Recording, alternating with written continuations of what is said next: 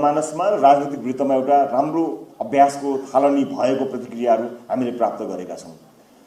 केही कुराहरू मात्र यहाँहरूलाई बताउन गइरहेको छु, किनभने आफै पनि एउटा राजनीतिको विद्यार्थीका नाताले जान्नुपर्ने सिक्नुपर्ने त्यो तहमा त्यो फेज र त्यो एजमा म आफै पनि छु। त्यसकारणले गर्दा म यहाँ प्रशिक्षण सिकाउन भन्दा पनि सँगै हामी कसरी परिवर्तन गर्न सक्छौँ भन्ने कुराको केही कुराहरू मात्र यहाँहरू समक्ष राख्न चाहन्छु।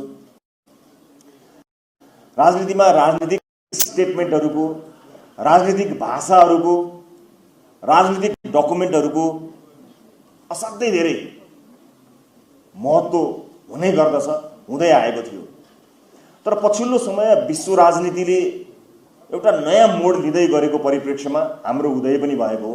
वास्तवमा भन्नुहुन्छ भने समाज जुन ढङ्गले अगाडि बढेको थियो त्यसमा एउटा विद्रोह गरेर हामीले राजनीतिक दलको सुरुवात गरेका हौँ। त्यो आफैमा यथास्थितिमा चलेको समाजलाई अलिकति परिवर्तन गर्नुपर्छ भनेर हामीले सुरु गरेको एउटा विद्रोह थियो।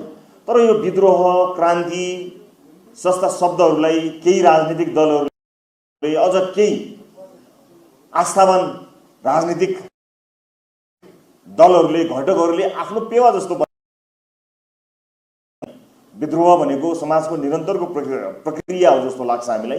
त्यसकारणले हामीले एक किसिम शान्त पनि हुन सक्छ भन्ने कुराको हामीले सुरुवात शङ्खनाद गरेका हौँ। त्यसैलाई निरन्तरता प्रदान गरेर एउटा सही ढङ्गमा राजनीतिलाई लिएर आउनु। नेताका रूपमा एउटा मान्छे पार्टीको कुन तहमा पुग्छ, सरकारमा कुन तहमा पुग्छ, त्यो कुनै ठुलो कुरो होइन।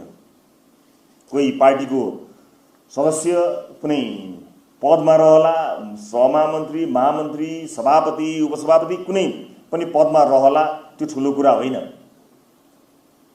सरकारमा मन्त्रीका रूपमा रहला, प्रधानमन्त्रीको रूपमा रहला, त्यो पनि ठुलो कुरा होइन।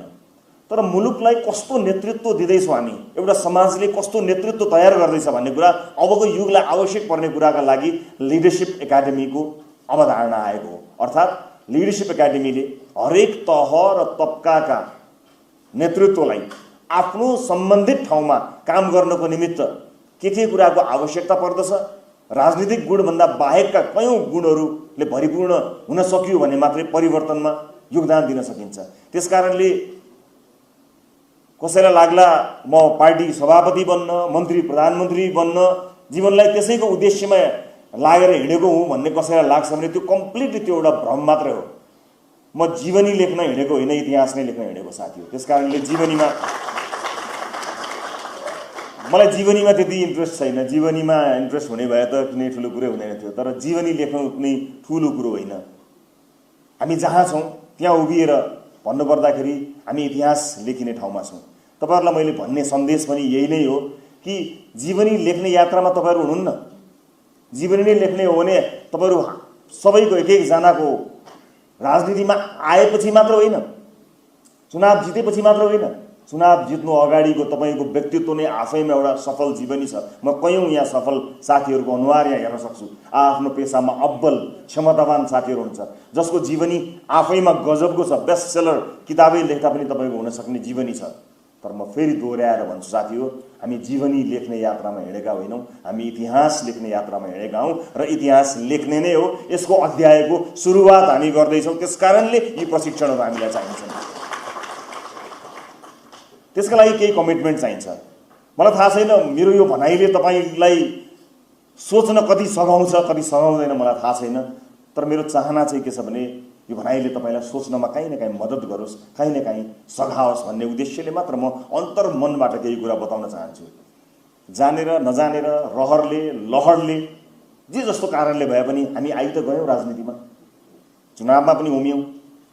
नेपाली जनताले परिवर्तन गर तिमीहरू भनेर हामीलाई ऐतिहासिक जनमत पनि दिए र हामी त्यो जनमतको सम्मान गर्दै संसदसम्म आइपुगेका छौँ। तर चुनाव जित्दैमा हामी सर्वगुण सम्पन्न हुने होइन।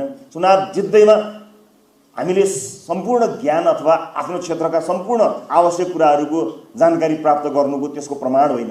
निर्वाचन आयोगले निर्वाचित भएको सर्टिफिकेट हातमा थमाइदिनु भनेको तपाईँलाई सर्वगुण सम्पन्न राजनीतिज्ञ भनेर दिएको सर्टिफिकेट चाहिँ पक्कै पनि होइन। चुनाव मात्रै जितेका हौँ हामीले, अर्थात् सुरुवात मात्रै गरेका हौँ। सम्झनुहोस् त, जब यो देशमा एकदलीय शासन व्यवस्था थियो, पञ्चायती व्यवस्था थियो, निर्दलीय शासन व्यवस्था थियो।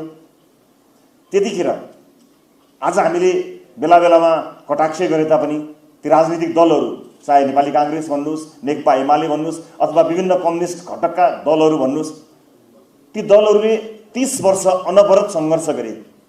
त्यस दलका नेताहरूको उनीहरूलाई यो परिवर्तन आउँछ कि आउँदैन भन्ने कुराको कुनै हेक्का पनि थिएन, कुनै अन्दाज थिएन। कति लामो हुने हो सङ्घर्ष उनीहरूलाई थाहा थिएन। निर्वासित हुनु परेको थियो, आफ्ना कलिला बालबालिकालाई छोडेर कतै लुक्दै र भाग्दै हिँड्नु परेको थियो। पढाइको ठेगान थिएन, पढ्ने अवसर प्राप्त गर्नु थिएन, परिवारलाई के खुवाउने भन्ने कुराको सङ्कट थियो।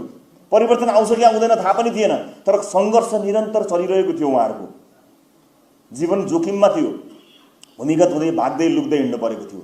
30औं वर्ष, 30 वर्ष लाग्छ भनेर होइन, हुन्छ कि हुँदैन थाहा छैन। त्यस्तो शासन व्यवस्था छ, एकदलीय शासन व्यवस्था छ। त्यस्तो व्यवस्थालाई पनि चुनौती दिएर एक दिन होइन, 2 दिन होइन, 1 वर्ष होइन, 2 वर्ष होइन, 30 वर्षसम्म खाने ठेगान नभएको, बस्ने ठेगान नभएको, परिवारको ठेगान नभएको त्यत्रो सङ्घर्ष गरेर परिवर्तनको यात्रामा होमिएका थिए ती दलहरू। त्यस पछाडि सशस्त्र द्वन्द्व भयो।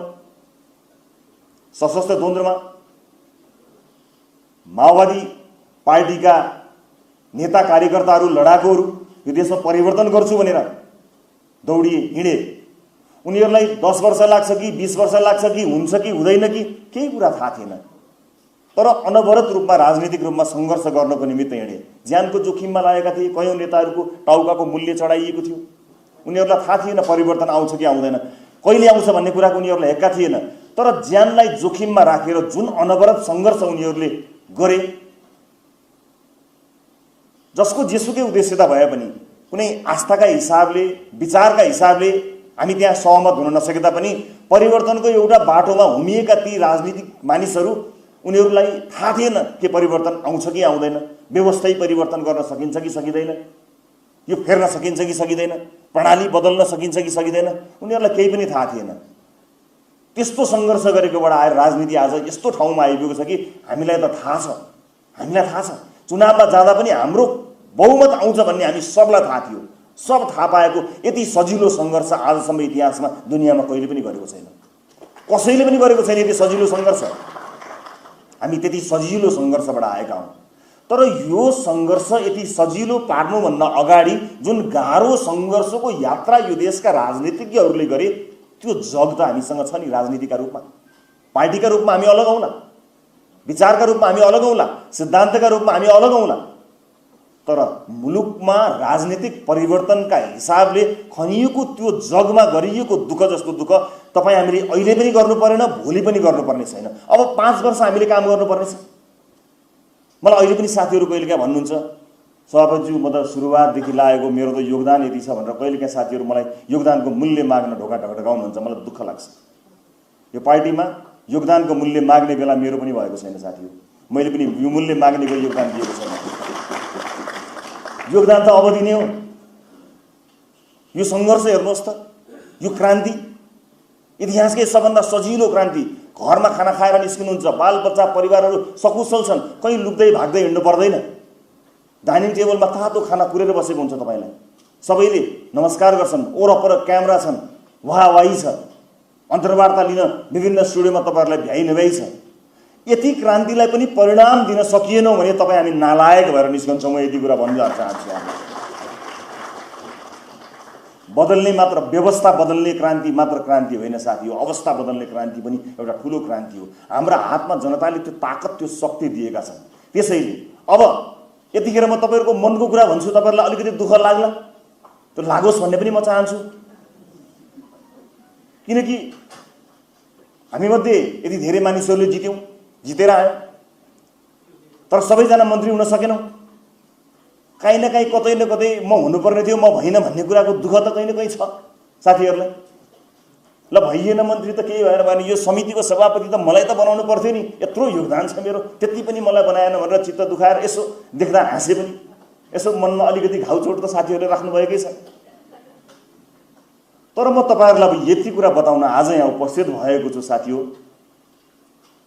सांसदका रूपमा हामीले यो देशको इतिहासलाई दिन सक्ने योगदान एकपटक तपाईले हेर्नु र देख्नुभयो भने त्यो कुनै मन्त्रीले अथवा कुनै समितिको सभापतिले वा पार्टीको पदाधिकारीले भन्दा धेरै छ। मात्र तपाईहरुले एकपटक पानाहरू पल्टाएर आफूले के गर्न सकिन्छ भन्ने कुरा हेर्न सक्नुपर्छ। यति मात्र तपाईहरुले बुझ्न सक्नुभयो भने परिवर्तन सम्भव छ। हामीले सांसदका रूपमा विधेयकहरुमा काम गर्नुपर्ने छ। कानुन निर्माण, मैले धेरै पटक यो कुरा बताएको छु, कानुन निर्माणमा हामी काम गर्नुपर्ने छ। हामीले सामाजिक प्रतिष्ठा चाहिँ मन्त्री भएपछि या अर्को कुनै सरकारी गाडी लिएर एउटा गार्ड बोकेर हिँडिसकेपछिको सामाजिक प्रतिष्ठालाई सफलताको मानक र सूचक बनाएका छौं भने हामी रङ डिरेक्सनमा छौं, हामी गलत बाटोमा गइरहेका छौं। र म तपाईलाई यति कुरा चाहिँ भन्न सक्छु कि गलत बाटोमा हिँडेर गन्तव्यमा चाहिँ कहिले पनि पुगिदैन। Please make a U turn. त्यो रङ बाटो हो, एकपटक त्यसबाट फर्किनुहोस्, यु टर्न गर्नुहोस्।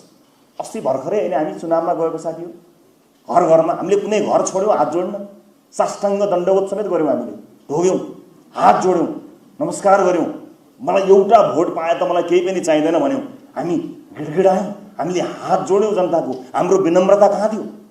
कति विनम्र थियौं हामीले? हामीलाई के चाहिएको थियो? एउटा घर पनि नछुटोस् है।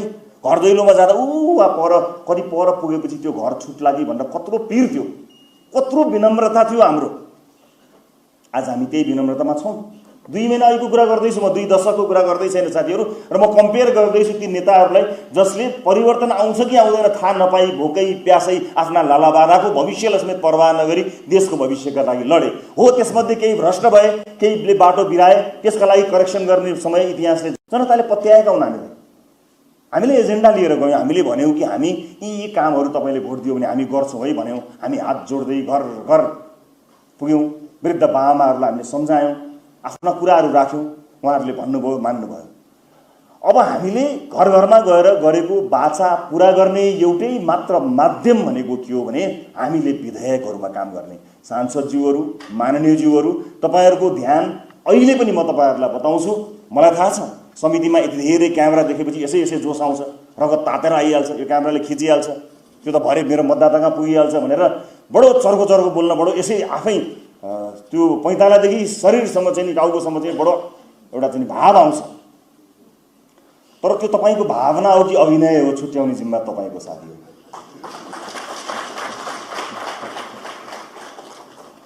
अब भाइरलको दुनियाँबाट त अलि बाहिर निस्किनुपर्छ होला। अलिकति मन त पर्छ आफ्नो बारेमा राम्रो कुरा भएको। म पनि 8-10 वर्षदेखि मिडियाको मेन स्ट्रिममै छु, कतै कहीँ न कतै हराएको लुकेको छैन। त्यो लोभको केही अंश अझै पनि ममा नभएको होइन, इमानदारी पूर्वक भन्दाखेरि रहिरहन्छ। लाइमलाइटको आशा, अलिकति आफ्नो कभरेज राम्रो होस्, आफ्ना बारेमा राम्रा कुराहरू भन्ने कुरा, त्यसको आशा र अपेक्षा राख्नु स्वाभाविक हो, त्यो स्वाभाविक रूपमा रहन्छ। तर यसको अर्थ यो होइन कि हामी हाम्रो मूल कर्मबाट विमुख बनौं।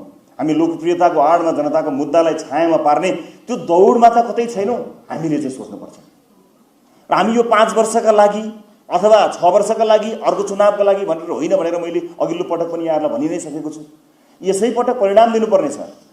यहाँ साथीहरु बीच के पनि प्रतिस्पर्धा कहिलेका चल्छ भने अलिकति पार्टीको नेतृत्वसँग नजिक भएका साथीहरुसँग नजिक हुँदा पो अलिकति केही अवसरहरू प्राप्त हुन्छ कि, अथवा मन्त्रालयहरुमा अलि मन्त्रीज्यूको नजिक हुँदाखेरि केही अवसर प्राप्त हुन्छ कि भनेर कहीँ कतै हाम्रा पाइलाहरू विधेयकहरू पढ्न भन्दा हाम्रा आँखाहरूले चाहिँ विधेयकहरू पढ्ने पानाहरू भन्दा मन्त्रालयको बजेटतिर यसो आँखा लगाइरहेको त छैन। यदि त्यसो हो भने पनि हामीले जनतालाई धोका दिएको ठहरिन्छ। साथीहरु, प्रत्यक्ष रूपमा 165 वटा निर्वाचन क्षेत्रको बजेटको कुरा आउला, हामीले नै जितेका, प्रत्यक्ष जितेका स्थानहरूको पनि कुराकानी आउला। मैले त अर्थमन्त्रीज्यूलाई भनेको छु 165 वटा निर्वाचन क्षेत्रको होइन, एउटा निर्वाचन क्षेत्रको बजेट बन्छ, एउटा नेपालको बजेट बन्छ। यसपटक नेपालको बजेट बन्छ, यसपटक मात्र होइन, सधैँ नेपालको बजेट बन्छ। त्यसकारणले हामीले हाम्रो पहुँचको लडाई लड्यौं भने यो त पार्टी परिवर्तन हुन्छ, परिवर्तनको त्यो सम्भाग त हामी बन्नै सक्दैनौं। त्यसकारणले यसलाई महसुस गरेर हामीले काम गर्नुपर्ने अवस्था आएको छ। भोलिको लागि सिक्योर्ड गर्ने भनेको तपाईको निर्वाचन क्षेत्र सिक्योर्ड हुने होइन, यो देशको पुस्ताको भविष्य सिक्योर्ड गर्ने हो। निर्वाचन क्षेत्रको रूपमा चितवन 2 मा मैले अर्को चुनाव जित्छु कि जित्दिन भन्ने कुरा ठूलो कुरा होइन। तर यो देशमा जन्मिएको बालकले उसको पुस्ताले जित्छ कि जित्दैन? हामीले बजेटमा काम गर्दा, हामीले विधिमा काम गर्दा, हामीले कानुन बनाउँदा हामीले गर्ने काम यही नै हो। अब सरकारका क्रियाकलाप, सरकारका कामहरू, सरकारका निर्णयहरूमा कहिलेकाहीँ के भन्ने कसो भन्ने यहाँहरूलाई अन्यल पनि परिरहेको हुनसक्छ। कहिलेकाहीँ विभिन्न कोणबाट आएका प्रतिक्रियाहरू, कहिलेकाहीँ समालोचना, यी सबै कुराहरूले कहिलेकाहीँ हामीलाई सोच्न बाध्य बनाएको पनि हुनसक्छ। तर तपाईहरु के निर्धक्क हुनु होला भने सरकारले सोचेर, हेरेर, विचार गरेर आफ्ना कदमहरू चालिरहेको छ। त्यसकारणले सरकारले गरेका कामहरूमा आजको दिनमा, आजसम्म हामीले गरेका कामहरूमा हामी कसैले पनि दुःखमा नगर्नुपर्ने अथवा अप्ठ्यारो पर्यो कि भनेर कुनै क्यामेरा, कुनै बुम देखेर भाग्नुपर्ने अवस्थामा हामी छैनौँ। त्यो हुन नदिँदैनौँ पनि हामी, त्यो अवस्था हामी सृजना हुनै दिँदैनौँ। तर हामीले थाहा के पाउनु पर्यो भने, हामीले के थाहा पाउनु पर्यो भने आजसम्म हामीले गरेका कुराहरू आम जनताको हितमा छन् कि छैनन् भन्ने कुरा हामीले थाहा पाउन सकेनौँ, हामीले त्यसको अध्ययन गर्न सकेनौँ भने हामी अप्ठ्यारोमा पर्छौँ। कहिलेकाहीँ म कुरा सुन्छु अध्यादेशको विषयलाई लिएर प्रश्नहरू गर्दाखेरि साथीहरूलाई कहीँ होइन कि यो गलत हो कि भन्ने महसुस हुन पनि सक्छ होला। हो, अवश्य पनि हो। नियमित ढङ्गमा कानुनहरू निर्माण गरेर अगाडि बढ्दै जाँदाखेरि त्यसले स्थायित्व प्राप्त गर्छ। कानुन निर्माणको प्रक्रिया पनि त्यही हो। तर कतिपय कुराहरूलाई हामीले फास्ट ट्र्याकमा लिएर जानुपर्ने हुन्छ। त्यो फास्ट ट्र्याकमा लिएर जानको निमित्त हामीले देशलाई, जनतालाई र यो समाजलाई हेरेर कामहरू गरेका छौँ कि छैनौँ त्यो कुरा हामीले हेर्ने हो। पछिल्लो समय सरकारले ल्याएका अध्यादेशका विषयलाई लिएर त्यसको कन्टेन्टभित्रको कुरामा त्यसले गर्न खोजेको, त्यसले दिन खोजेको सेवा, त्यसबाट लाभ हुने कुराहरूलाई लिएर कहीँ कतै मैले टीका टिप्पणी भएको देख्न सकेको छैन। सरकारले ल्यायो, किन ल्यायो भन्ने विषयमा प्रश्नहरू उठे होलान्, तर त्यसले विकास निर्माणको कामलाई द्रुत गति दिनको निमित्त, जहाँ चाहिँ पोलिसी ग्याप छ त्यसलाई फुलफिल गर्नको निमित्त कतिपय कुराहरू आज गर्ने कुरा आजै गर्नुपर्ने हुन्छ। त्यस्ता कुराहरूलाई लिएर हामीले काम गर्यौँ। साथीहरूलाई त्यसबारेमा कतै कतै मैले भन्न नसकिने हो कि भन्ने अप्ठ्यारो परेको छ भने यहाँहरूले छलफल गर्नुहोला, पार्टीमा सल्लाह गर्नुहोला। हामीले यो देशलाई घाटा हुने, यस देशका नागरिकलाई घाटा हुने, यो देशलाई, यो देशको भविष्यलाई अप्ठ्यारो पर्ने कुनै पनि निर्णय गरेका छैनौँ, गर्दैनौँ र गर्न दिँदैनौँ। त्यसमा यहाँहरू निर्धक्क हुनुहोला। हामी नयाँ छौँ तर बेवकुफ छैनौँ। यो देशको माया छ हामीलाई, हामीलाई यो देशको माया छ। हामी यो देशमा हुर्कदै गरेका सन्ततिहरूको भविष्यप्रति चिन्तित छौँ। यो देशको सार्वभौमिकता, यो देशको अखण्डताप्रति हामी अडिग छौँ, अटल छौँ। हामी निर्भीक भएर अडिन सक्छौँ, बोल्न सक्छौँ। त्यसकारणले यी कुराहरूमा हामी कहिले पनि कम्प्रोमाइज गर्दैनौँ। यसमा यहाँहरू निर्धक्क हुनुभयो हुन्छ।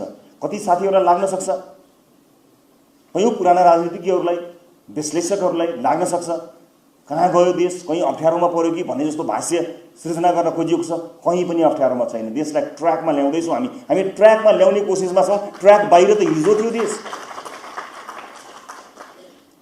राष्ट्रसभाभित्र विभिन्न साथीहरू हुनुहुन्छ। 8-10 जना केही साथीहरूको अलग किसिमको चर्चाहरू होला। बाँकी रहेका कयौँ साथीहरू हुनुहुन्छ, त्यसभित्र प्रवेश गर्न समाजले अलिकति सकेको छैन। 101 विज्ञ साथीहरू र क्षमतावान साथीहरू हुनुहुन्छ। हो, केही साथीहरूको सार्वजनिक वृत्तमा कहिलेकाहीँ चर्चा परिचर्चा भइरहन्छ। त्यो पनि एउटा समय आवश्यकता अनुसार चलिरहने कुरा हो, प्रक्रिया हो। हामी सङ्ख्यामा यति धेरै छौँ कि काहीँ न काहीँ कतै न कतै कसै न कसैको एउटा न एउटा विवाद भइ नै हाल्छ। त्यो भने सङ्ख्यामा हामी धेरै छौँ, स्वभावमा अलिकति धेरै सङ्ख्या छौँ। तर त्यसमा पनि साथीहरूले ध्यान दिनु पर्यो। हाम्रा अभिव्यक्तिले, हाम्रा क्रियाकलापले हामीलाई भोट दिने मान्छे आशा र भरोसा बोकेर, कुप्रो शरीर बोकेर लट्ठी टेक्दै टेक्दै गएर घन्टीमा भोट हालेको ती वृद्ध बाआमाको, दाजुभाइ दिदीबहिनीहरूको, उनीहरूको मनोभावनामा चोट पुग्यो कि भन्ने कुरा हामीले सोच्नुपर्छ। हाम्रा अभिव्यक्तिहरू, हाम्रा अन्तर्वार्ता, हाम्रा फेसबुक स्ट्याटस हामीले गर्ने कुरामा त्यो हामीले सोच्नै पर्छ। त्यो जिम्मेवारी दिएर पठाएको हो। किनभने हामीले आज गलत काम गऱ्यौँ भने त्यो चोकको चिया पसलमा बसेर उनीहरूलाई देखिस् तेरो राजसभा, देखिस् तेरो घन्टी भनेर उनीहरूलाई घिजाइरहेका हुन्छन्। त्यतिखेर हेर हाम्रो राजसभा, हेर हाम्रो घन्टी भन्ने आँट हामीले लिनुपर्छ। राजसभाका मान्छेले मात्र भोट दिएर जितेका होइनौँ साथीहरू। हामीले काङ्ग्रेस, एमाले, माओवादी लगायत सबै राजनीतिक दल, उनीहरूको यसो होइन कि उहाँहरूसँग बस्ने घर थिएन। राजनीतिक रूपमा उहाँहरू सबैको आफ्नो घर थियो, तर भएको आफ्नो घरलाई छोडेर हाम्रो पार्टीलाई आफ्नो घर बनाएर आएर भोट दिएका छन् विभिन्न राजनीतिक दलमा आस्था र विश्वास गर्ने साथीहरूले। तिनलाई पनि चिया पसल र चौतारोमा प्रश्न गरिन्छ, त छोडेर घन्टी भएको थिइस् त देखिस् भन्दाखेरि उसले छाती फुलाएर आँखा जुदाएर जवाफ दिन सक्ने क्रियाकलाप तपाईँ हाम्रो हुन जरुरी छ। हामीले उसको शिर झुकाउन दिनु हुँदैन। त्यति मात्र होइन, यो सिङ्गो देशको शिर झुकाउन दिनु हुँदैन, हामीले सिङ्गो पुस्ताको शिर झुकाउन दिनु हुँदैन। हामीमाथि आशंका छ यिनीहरू आलाकाँचा हुन् कि कहीँ यिनीहरूले गर्दा देश नै अप्ठ्यारोमा पर्छ कि, यिनले वैदेशिक सम्बन्धलाई बिगार्छन् कि, यिनले व्यापारिक सम्बन्धलाई बिगार्छन् कि, यिनले गरेका गतिविधिले निजी क्षेत्र त्रसित हुन्छ कि, यिनले गरेको क्रियाकलापले ब्युरोक्रेसीमा सातो जाने वातावरण बन्छ कि, यसले न्यायिक प्रणालीलाई असर गर्छ कि, जस्ता अनेक शङ्का आशंकाका आँखाले तपाईँ हामीलाई चनाखोका साथ आम नागरिकले, समाजले, सिङ्गो देशले हेरिरहेको छ। यतिखेर हामी यो देशको सबैभन्दा जिम्मेवार सांसदका रूपमा खडा भएका छौँ। तपाईँले टाँच्नुभएको यो लोगो, सांसदको लोगो, त्यसको वास्तविक वेट कति छ मलाई थाहा छैन, तर त्यसको भारी त गरुङ्गो छ। त्यो कोर्टको एउटा कुनामा यसै अडियोको एउटा ढ्याक होइन साथी हो, यो देशको भविष्य बोक्ने जिम्मेवारी भएको एउटा महत्त्वपूर्ण चिन्ह हो। त्यो चिन्हलाई यहाँहरूले चिन्न सक्नुभयो भने मात्रै हामी इतिहास लेख्ने बाटोमा जान्छौँ, नत्र जीवनी त हामीले लेखिसकेका छौँ। जीवनी लेख्ने रहर भएका साथीहरू अर्को लाइनमा खडा हुन सक्नुहुन्छ। यो समाजमा जीवनी लेख्ने प्रशस्त ठाउँहरू छन्। संसद होइन, संसद त इतिहास लेख्ने ठाउँ हो। पार्टी होइन, पार्टी त इतिहास लेख्ने ठाउँ हो। अरू केही लेख्न मन छ, निबन्ध कथा लेख्न मन छ भने त्यो बेग्लै ठाउँहरू छन्। यो त इतिहास लेख्ने यात्रा नै हो। त्यसकारणले यो इतिहास लेख्ने यात्रामा हामी अगाडि बढेका छौँ। हिजो पनि हामीले नारा लेखेका हौँ, चुनावमा हामीले नारा लेख्यौँ, त्यही नारालाई पत्याएर नागरिकहरूले हामीलाई साथ दिएका छन्। त्यसैले म यहाँहरूलाई कुनै पनि पार्टीको एउटा लाइन भन्दा बाहिर गएर कुनै झुन्ड, समूह, ग्रुपमा विश्वास नगर्न अनुरोध गर्न चाहन्छु। तपाईँहरूलाई आज एउटा खुलासा गर्छु म। कहिलेकाहीँ साथीहरूले बालेन रवि, रवि बालेन भनेर चाहिँ यसो अलग अलग म त यतातिर उतातिर भन्ने कुरा गर्छन्, अनि प्रधानमन्त्रीजी र म यो कुरा एकअर्कालाई गरेर हामी बडो हाँस्छौँ। फलानुले यसो भन्यो भने हामीलाई थाहा हुन्छ, हाम्रो एउटा शर्त छ, हामीले यस्ता कुराहरू चाहिँ छलफल गर्ने भनेर। एक दुईजना साथीहरू आज यो पनि भनिदिन्छु, यो अलग हामीलाई अलग ढङ्गले हेर्न म त यताको हो नि र म त उताको हो नि भनेको कारणले मन्त्री नभए साथीहरू पनि हुनुहुन्छ। त्यस कारणले तपाईँहरू यो कुरा याद दिनु होला, किनकि हामी छलफल गरि नै हाल्छौँ। भनिहालेँ हामी एउटा कार्यकालमा यो कुनै त्यस्तो सामान्य त्यतिकै ल मिलाउँ त मिलाउँ भन्ने होइन। इतिहास सम्झिएर, यो देशको भविष्य सम्झिएर हामी यो सहयात्रामा हिँडेका साथीहरू हो। हामीले हाम्रो व्यक्तिगत कुरालाई माग मुद्दा बनाएर हिँडेका छैनौँ। तर यसो पाइन्छ कि मिल्न, म त यस्तो हो नि भनेर भन्नुभएको साथीहरूको कस्तो हो भन्ने कुरा फेरि थाहा हुन्छ। त्यस कारणले यो पनि बन्द गर्नुपर्छ है। यसको कुनै गुन्जाइस नै छैन, यो सम्भावनै छैन। तपाईँ सम्झुनुहोस् त, 70 वर्ष अगाडि यो देशमा मिल्नुपर्ने मान्छेहरू झगडा परेको कारणले संसारले कहाँ प्रगति गरेको थियो।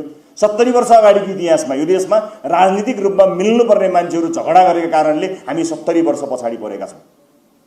सम्भव छैन। यसलाई फुटाउनलाई कहिलेकाहीँ कसैलाई रहर लागेर, मिडियाका साथीहरूलाई रहर लाग्छ नि, अनेक हेडलाइन दियो भने यिनीहरू फुट्छ नि क्या भन्ने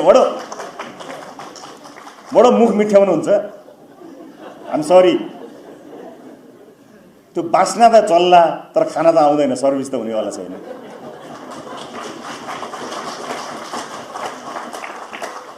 We are politically matured enough.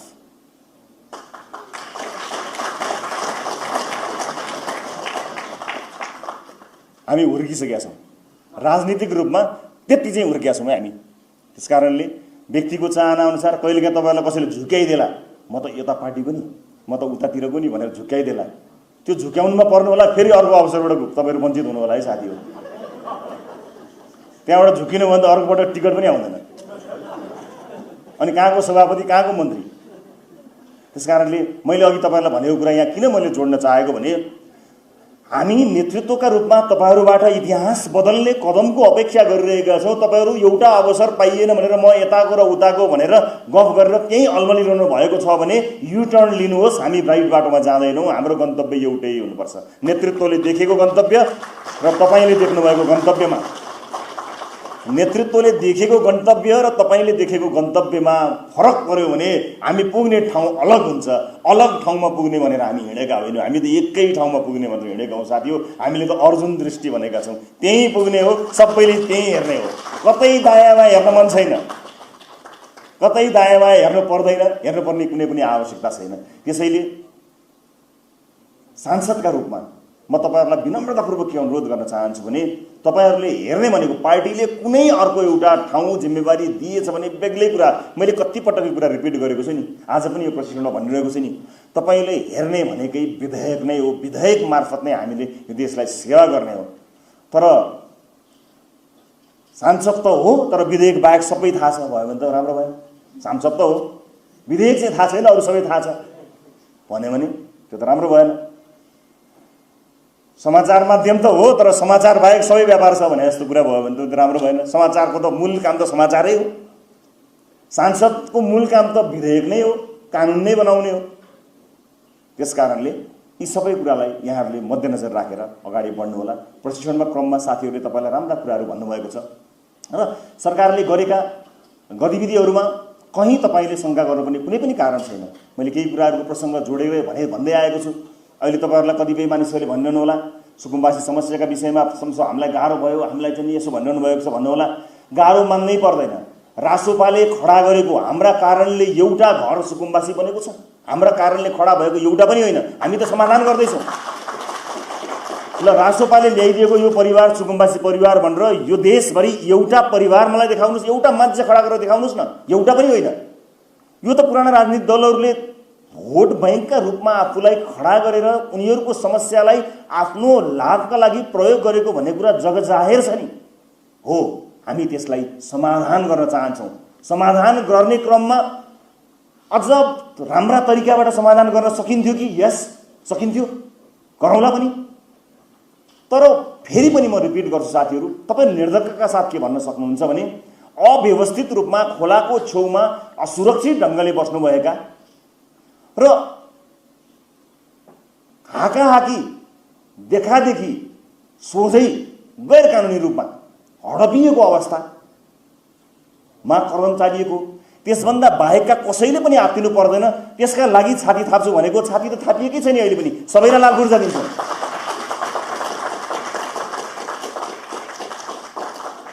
समस्या त 30 वर्षदेखि उहाँहरूले खडा गर्नुभयो, छाती त हाम्रो थापिएको छ र हामी छाती अहिले पनि थापिरहेका छौँ। हामी छाती हटाउँदैनौँ, तबसम्म हटाउँदैनौँ जबसम्म भूमिहीनहरूले आफ्नो अधिकार पाउँदैनन्। हाम्रो छाती त्यही छ, छाती हटेको छैन, त्यही छ छाती। जो गइला लागेले छाती हटेको छैन र हामी व्यवहारिक रूपमा यो समस्यालाई स्थायी रूपमा हामी समाधान गर्छौँ। त्यसैले खोला छेउमा अव्यवस्थित रहनुभएकाहरूका लागि सरकारले चालेको कदम र लामो समयदेखि पेन्डिङमा रहेका काठमाडौँको हकमा भएका यी विषयहरूको यसलाई लिएर कसैले पनि राजनीतिक लाभ लिनको निमित्त भूमिहीन साथीहरूलाई, सुकुम्बासी साथीहरूलाई उचाल्न जानै पर्दैन। तपाईँहरू उचाल्दै गर्नुहोस्, हामी दिन्छौँ उहाँहरूलाई उहाँहरूको अधिकार। अहिले हुन्छ साथीहरूलाई नाइ भन्न अप्ठ्यारो पर्छ, आन्दोलनमा जाँदाखेरि अप्ठ्यारो हुन्छ कि भन्ने लाग्छ भने गइदिनुहोस्, जानुहोस्। हाम्रो विरोध गर्न पनि पाइन्छ, मुर्दाबाद भन्नुहोस् सरकारलाई, पुतला पनि जलाउनुहोस्, केही फरक पर्दैन। तर अधिकार चाहिँ हामी नै दिन्छौँ, हाम्रै सरकारले दिन्छ। त्यसले गर्दा आफ्नो क्षेत्रमा जाने साथीहरूलाई कतिपयले मलाई भन्नुहुन्छ, ओहो सभापतिज्यू त्यहाँ त हाम्रोमा त भूमिहीन साथीहरूले समस्या पार्ने भए, हामीले त अब भोटै दिँदैन नि क्या हो। मैले चुनावको बेलामा पनि भनेको छु, म झुटा बाचा गरेर भोट चुनाव जित्नुभन्दा म हार्न तयार छु, मलाई हराउनुहोस्, तर म झुटा बाचा गर्नेवाला छैन। तर अधिकार दिने कुरामा त्यसलाई लिपिबद्ध गरेर, त्यसलाई एउटा आयोग बनाएर, शक्तिशाली आयोग बनाएर वर्गीकरण गरेर त्यो अधिकार दिने कुरामा हामी सुनिश्चित गर्न सक्छौँ। तर अत्यन्त समस्याका रूपमा देखिएका हाकाहाकी गैर कानुनी देखिएका र नागरिक असुरक्षित रहने खोला किनारमा बसेका साथीहरूका हकमा काठमाडौँमा जे भएको त्यो देशैभरिको अवस्था होइन र उहाँहरू जसलाई उठाइएको छ उहाँहरूलाई हामी सुनिश्चित गर्छौँ कि उहाँहरूले आफ्नो हक अधिकार प्राप्त गर्नुहुनेछ। कोही पनि एउटा पनि नागरिकलाई घरबार विहीन बनाइने छैन। यो कुरा हामी फेरि पनि भन्छौँ र तपाईँहरूले शानका साथ भन्न सक्नुहुनेछ। यसमा कुनै पनि आपत्ति छैन, कुनै पनि अप्ठ्यारो मान्नुपर्ने अवस्था छैन। त्यसैले हो कहिलेकाहीँ त्यहाँभित्रका समस्याहरू अहिले उजागर गर्न पुगेका साथीहरूले 30 वर्षसम्म खोलाको किनारमा नालीमा बाढीमा बसेका साथीहरूलाई व्यवस्थित गर भनेर हिजोको दिनमा पनि आन्दोलन गर्दै गएको भए, यसै गरी नारा जुलुस गरिदिएको भए हिजोकै सरकारले व्यवस्थापन गर्थ्यो नि। हिजो गरिएन त्यो, त्यसलाई समस्याका रूपमा राखियो। अब के हामीले यसलाई समस्याको रूपमा राखिरहने कि यसलाई समाधान गर्ने त?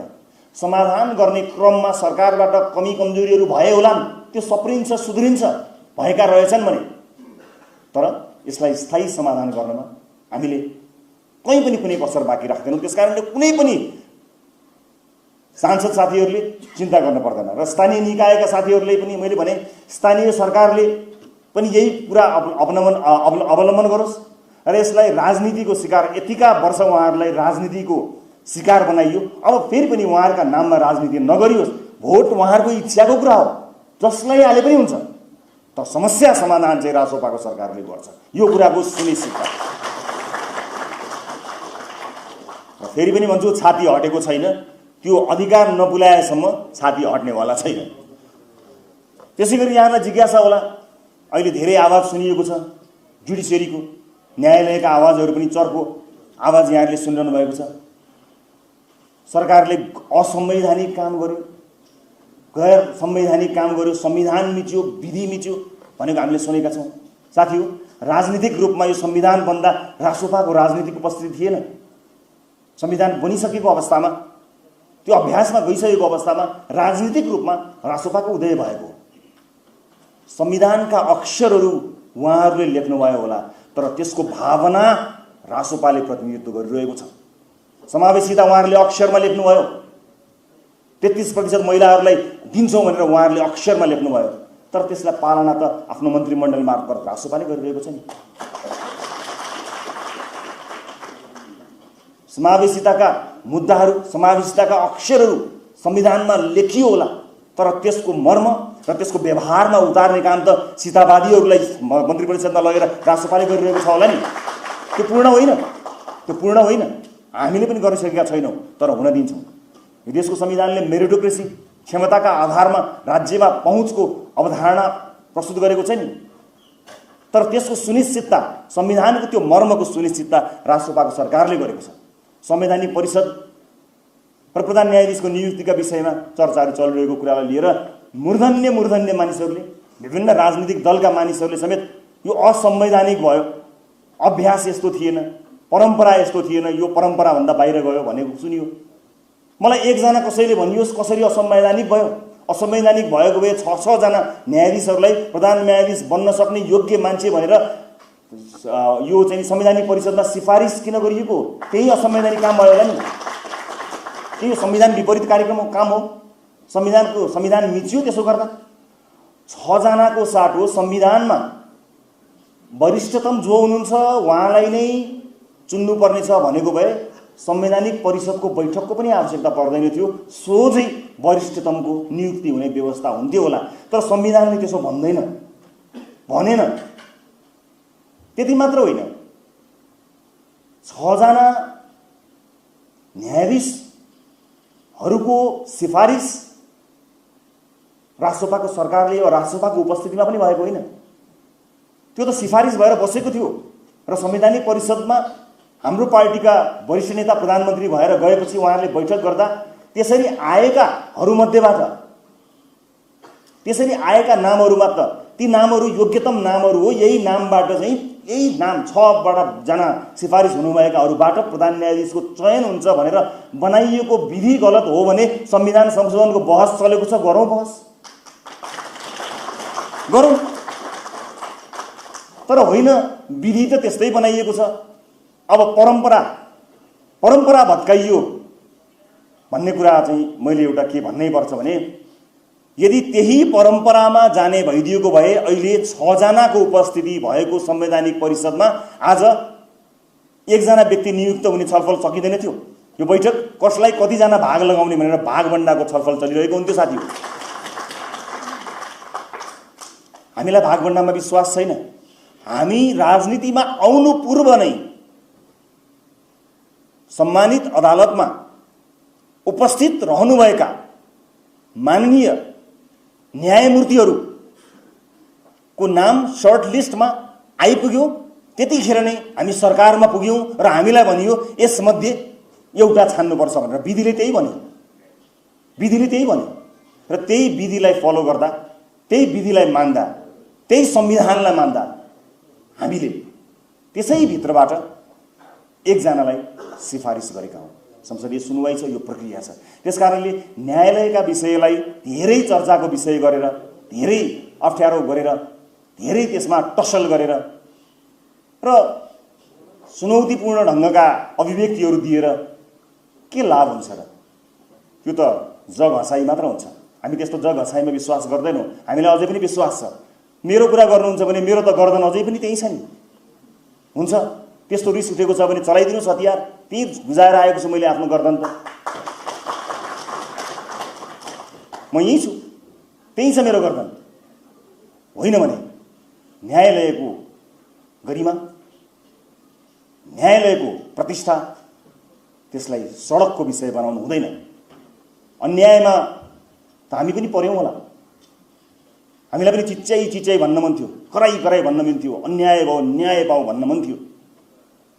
तर हरेक पटक अदालतको ढोकाबाट बाहिर निस्किएर अदालतप्रति आशा छ, भरोसा छ भन्दै आएको म। मेरा अभिव्यक्तिहरू अझै पनि त्यही छन्। न्याय पाइयो पाइएन आफ्नो ठाउँमा छ, तर पाइन्छ भन्ने आशा र भरोसा हामीलाई आज पनि छ। यही हो। बस हामी यति चाहन्छौँ कि संसारभरि I will see you in a court, तिमीलाई म अदालतमा भेटौँला भनेर पीडितले भन्छ।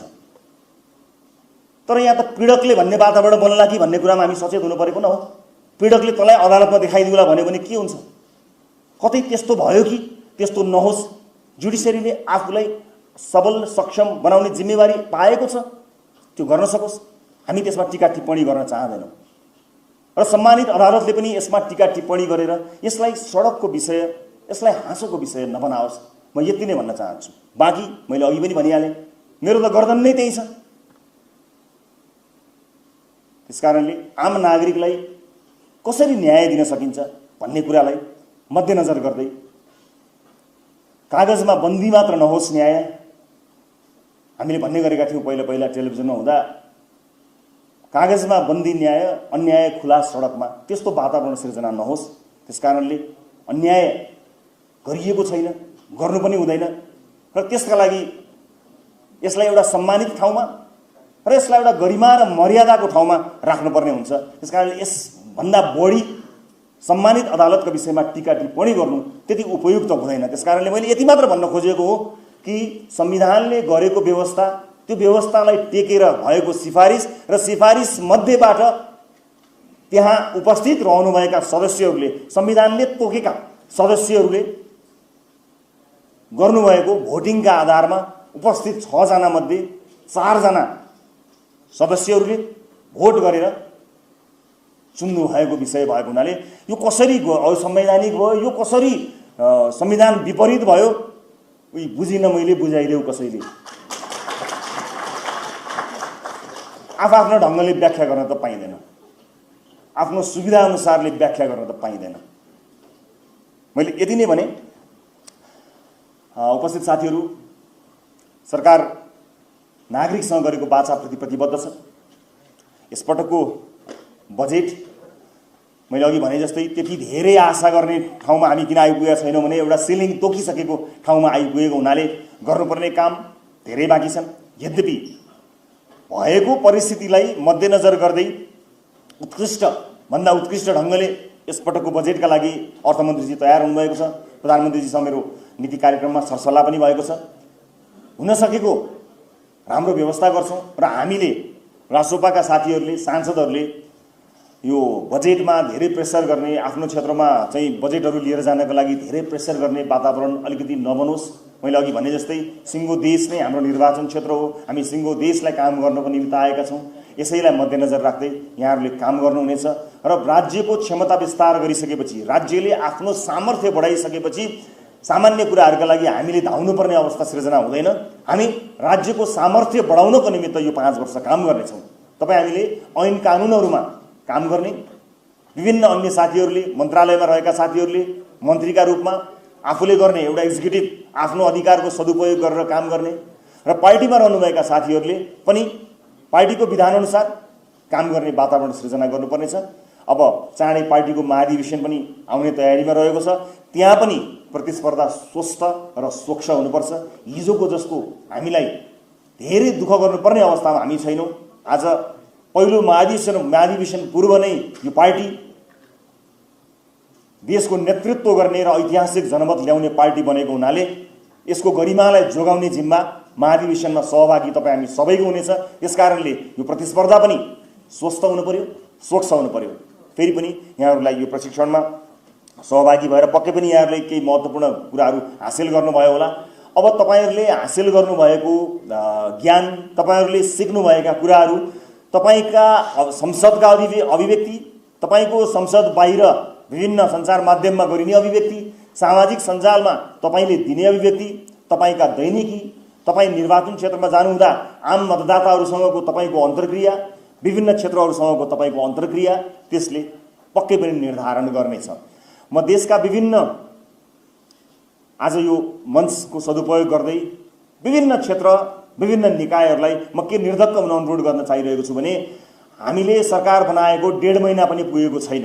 हामी थिति बसाल्ने अभियानमा छौँ। जस्तो चलेको थियो त्यस्तै चल्नेवाला त छँदै छैन। जसरी चलेको थियो त्यसैको निरन्तरता त यो हुँदै होइन। न यो जनमत त्यो निरन्तरताका लागि हो, न हाम्रो कमिटमेन्ट त्यो निरन्तरताका लागि हो। यो क्रम भङ्गताका लागि नै हो। यो अलिकति फरक ढङ्गले अगाडि बढ्नका लागि नै हो र मुलुकलाई अलिकति सही ढङ्गले ट्र्याकमा लिएर जाने अवस्थाका लागि हो। यसो गर्दा विधिको पालना, यसो गर्दा मानव अधिकारको रक्षा, यसो गर्दा अन्तर्राष्ट्रिय सम्बन्धप्रति संवेदनशीलता, यसो गर्दा निजी क्षेत्रको सहभागिता र निजी क्षेत्रलाई दिइने सम्मान र साथमा कुनै पनि किसिमको कमी आउने छैन। कहीँ कतै केही अप्ठ्यारा परिस्थितिहरू सृजना भएछन् भने हामी त्यसलाई मिलेर समाधान गर्नेछौँ। किनकि हामी यतिखेर एउटा बेग्लै ट्रान्जिसन फेजमा हामी आइपुगेका छौँ।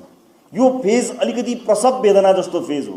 के होला, कसो होला भनेर एउटा अन्यल, एउटा प्रश्न, एउटा शङ्का अनि सँगसँगै आशा र एउटा भरोसाको यो बिन्दु हो।